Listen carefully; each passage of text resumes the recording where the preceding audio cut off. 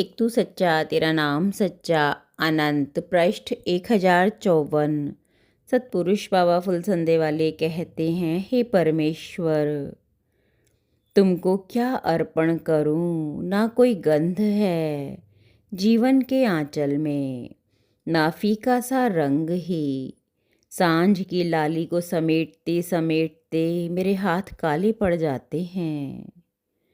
सतपुरुष बाबा फुलसंदे वाले फरमाते हैं, हे देवपुत्रों, किसी से बहस मत करना, क्योंकि दुष्टों से भिड़ना तुम्हें उचित नहीं।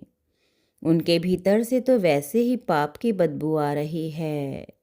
देखते नहीं कि किसी कूड़ी पर पड़ा कोई जानवर सड़ रहा हो तो कैसी भयानक बदबू आती है। मुंह और नाक पर हाथ रखकर वहाँ से अतिशीघ्रता से गुजरना पड़ता है। बस ऐसे ही परमेश्वर और गुरु के विरुद्ध बुराई और बहस करने वाला व्यक्ति मरकर सड़ा हुआ जानवर है। पाप उसके भीतर सड़ रहा है। उस दुर्गंध में तुम खड़े मत रहो।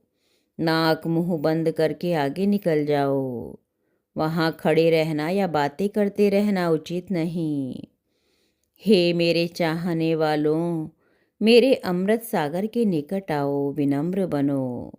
परमेश्वर की आराधना के उजाले से अपना मुख धोकर उज्जवल आत्मा वाले और पवित्र आत्मा बनो। तुम एक दूसरे का भार उठाओ, जिससे संसार जाने कि तुमने मुझसे प्रेम किया और मैंने तुमसे।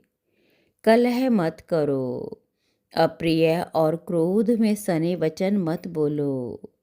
जो घमंड करता है, परमेश्वर उसे लंगड़ा करके गिरा देता है। अपने हृदय का दीपक जलाओ।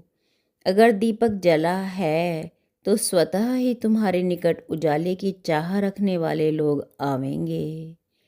और यदि तुम्हारी आत्मा में ईश्वर का प्रकाश नहीं तो एक टांग से दुनिया में फिरते रहने से क्या फ़ायदा।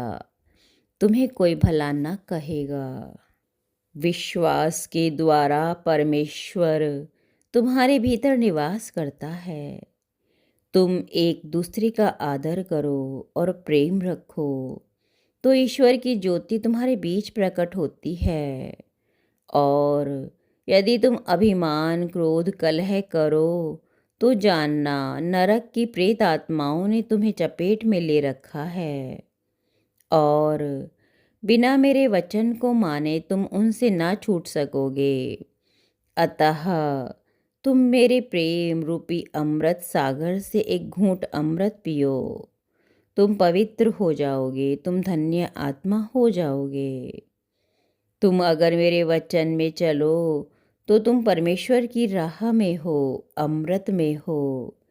इसके विपरीत तुम धर्म आज्ञा का उल्लंघन करके अपने को ही नष्ट करोगे।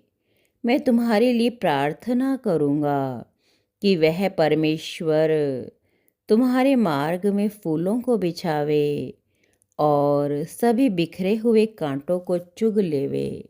एक तू सच्चा तेरा नाम सच्चा।